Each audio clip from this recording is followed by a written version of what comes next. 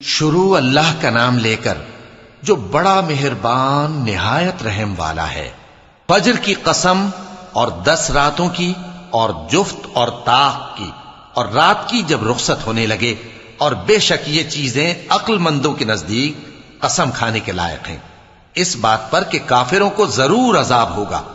کیا تم نے نہیں دیکھا کہ تمہارے پروردگار نے قوم عاد کے ساتھ کیا کیا، جو ارم کہلاتے تھے، دراز قد مانند ستونوں کے، کہ تمام ملک میں ایسے پیدا نہیں ہوئے تھے؟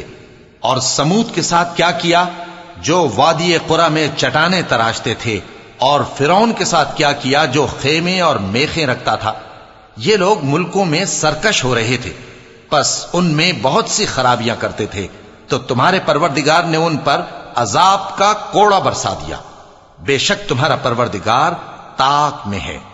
مگر انسان عجیب مخلوق ہے کہ جب اس کا پروردگار اس کو آزماتا ہے کہ اسے عزت دیتا اور نعمت بخشتا ہے، تو کہتا ہے کہ میرے پروردگار نے مجھے عزت بخشی، اور جب دوسری طرح آزماتا ہے کہ اس پر روزی تنگ کر دیتا ہے، تو کہتا ہے کہ میرے پروردگار نے مجھے ذلیل کیا۔